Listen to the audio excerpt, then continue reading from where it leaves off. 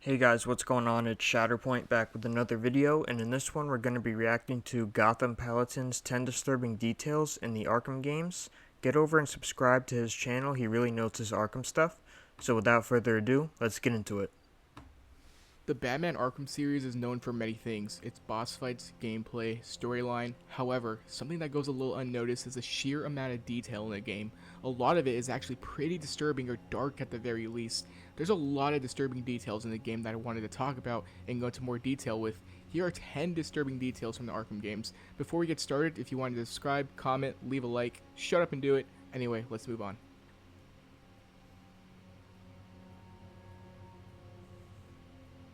The Seagate amusement park at a glance looks like a typical creepy amusement park set in Gotham. However, there's a lot more to it that meets the eye, especially on how the park was created. The audio tape set around the park reveals that a man named Edward Burke wanted to create the amusement park for his sick daughter, Katie. Joker and Harley then disguised themselves and went to Edward to quote-unquote help him create the park. They also referred his daughter to Penelope Young, who was treating his sick daughter. If you don't remember, Penelope Young was the character from Arkham Asylum that created the Titan formula, so she may have been using that on his daughter here. Anyways, once the park was completed, Joker stopped the treatments for his daughter, which resulted in her dying. Edward now had nothing to live for, and Joker, still disguised, gives him pills to end his life quickly. The final I always loved the design of Seagate Amusement Park. It was always giving me Laughing Fish vibes and Batman Killing Joke vibes, and also I love how it tied into the Arkham Asylum lore. audio tape reveals he takes the pills, but it's not as quick as he imagined. Take a listen. Katie died before she could see the park. Jack blamed me and said I should never have taken her to Gotham General in the first place. But how was I to know? He told Dr. Young to triple the dosage of her alternative meds, but that only seemed to make things worse. She died last week, and the pain is unbearable. Dr. Quinzel says it won't get better. She says the pain will just get worse, and that there's no point in going on. She's right. She always is. I signed the park over to Jack, and well, my only hope is that he does something inspiring with it. As for me, I'll be with Katie soon. These pills Jack gave me will make sure of that. They were supposed to be painless.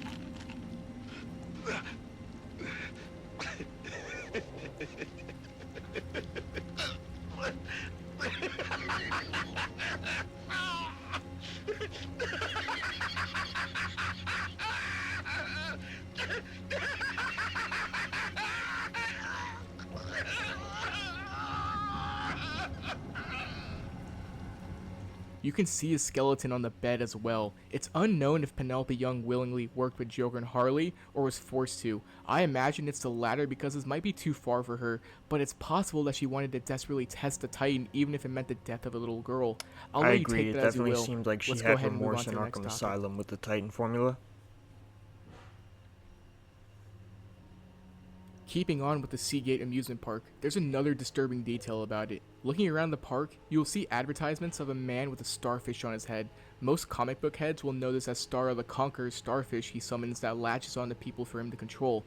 Now, knowing this, if you go into the vent here and look inside, you will find Starro inside some kind of tank, alive and well. The implications and questions here are endless. Did Joker and Harley bring Starro here themselves and manage to make him control this person with the starfish? Did Edward Burke know about this? Is Starro controlling the person, or is Starro being trapped against his will? We don't know any of this, but what we do know is that this man here is trapped against his will, performing for a park essentially owned by the Joker, which means that he could very well be dead at this point. It's eerie to think about, but you answer those questions in any way you see fit. Honestly, that really does seem like something that Joker would do, especially in Arkham Asylum. He tried to create an army of Titan monsters with the Titan formula. So if this is a prequel, this DLC to Batman Arkham Asylum, it would make sense that he would want to make an army of mind-controlled people. So I definitely see that being a Joker thing that he did pre Arkham Asylum, but who knows? Anyone who's played Arkham Asylum likely knows about Dead Man's Point, considering it's an area you have to traverse through in the game. The reason it's called Dead Man's Point, however, is because inmates go there to commit suicide, jumping off the cliff. Very dark, and it brings up some questions. How easy is it for an inmate to get? Exactly, how easy is it? Like, the Arkham staff or the security must really not be that good at all. It goes to show how bad it is. Like, if inmates are just finding their way over to Dead Man's Point, and quite often it seems. On the island. Considering it has its own name, it has to have happened one too many times. Also, Batman's Batcave is built right next to the area. Could he have possibly built it there just to be near that dangerous part of the island? Batman did mention he saved someone once that attempted to jump off from there. It's all pretty dark considering how crappy of a facility Arkham has to be if people are going there to end their lives when the place should try to rehabilitate these people. Most of Batman's villains are very violent. However, they all seem to focus more on killing their victims and generally keeping it in that kind of area. Mad Hatter, however, is one of the exceptions. Mad Hatter in the comics and in most versions of him is more than just a murderer. There's always been heavy implication that he is a rapist, sexually assaulting his victims. The Arkham series is no exception to this. In his side mission in Arkham Origins, he kidnaps a woman who he thinks is Alice. Once you defeat Jervis and save her, she has this to say.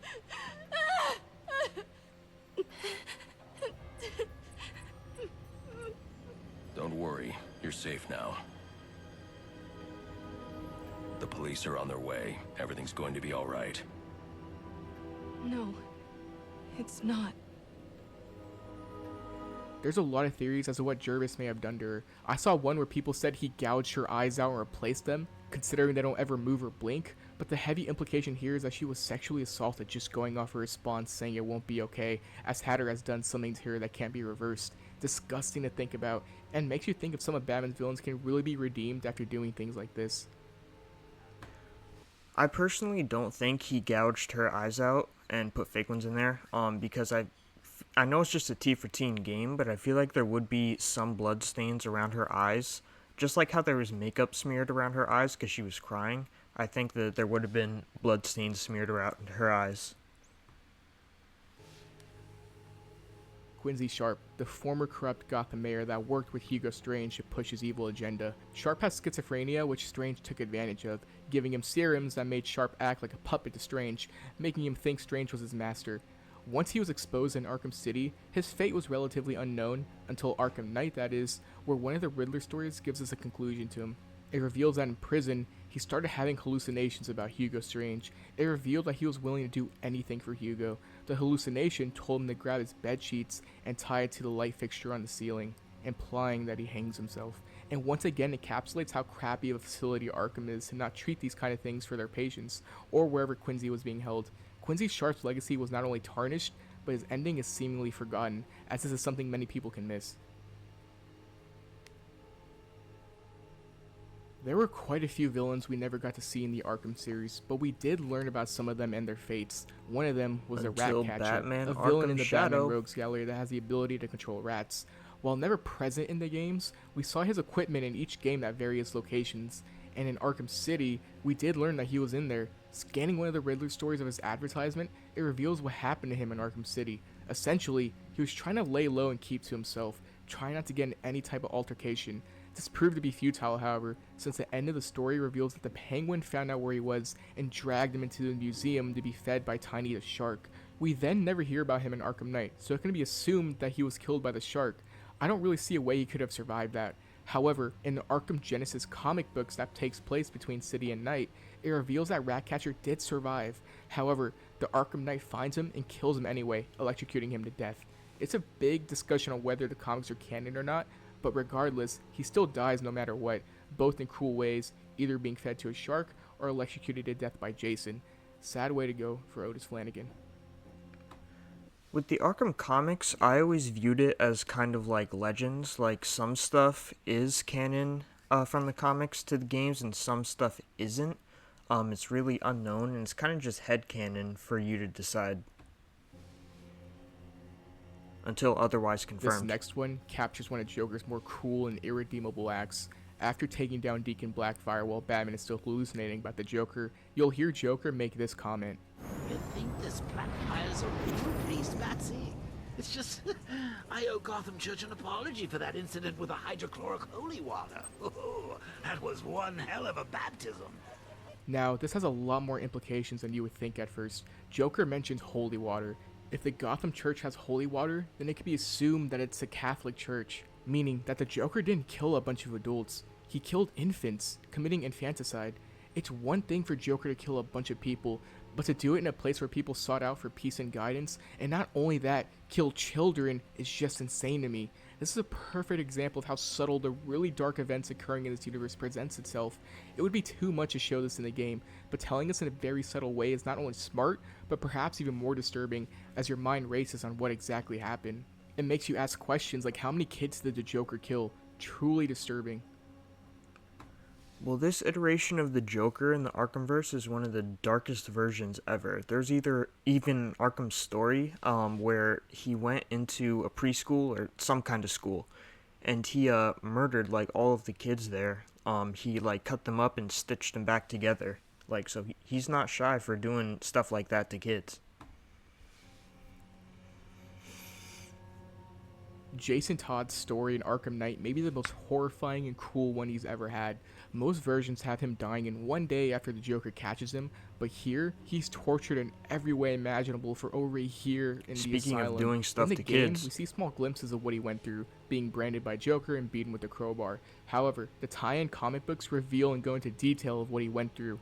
Now, let me reiterate by saying the comics being canon or not is all in speculation, but it's hard not to believe that some of these events here for sure happened I in view the games all as of well. this that happened In the to comics, Jason in the Joker comics handed as him over to canon, Harley, for my who own tortured him in headcanon. the worst ways imaginable, making him believe that Batman gave him the J brand and not Joker. They also made Jason go through hallucinations that made him kill the villain Catman, who was dressed as Batman.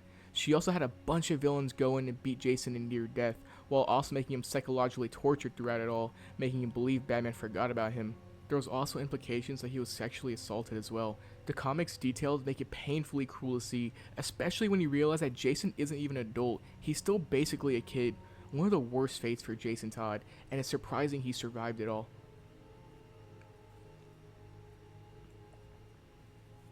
Professor Pig is one of the most deranged characters from Arkham Knight. Outside of his side mission, there are audio tapes to give more insight to his character. The tapes reveal he has a son named Jonas, and the final tape has Professor Pig telling his son about his mother. Essentially, the tape reveals that he found a woman whose name he didn't even know and seemingly took advantage of her, as that is what's heavily implied from the tape. She was then pregnant with his son, and Pig's mother wanted to kill her when she was pregnant because she wasn't perfect, but Pig managed to stop it and told his mother he would try to make the woman perfect, mentioning how the months leading to his birth he would try to sculpt her face into something perfect, which pretty much means she was tortured and kept against her will by him.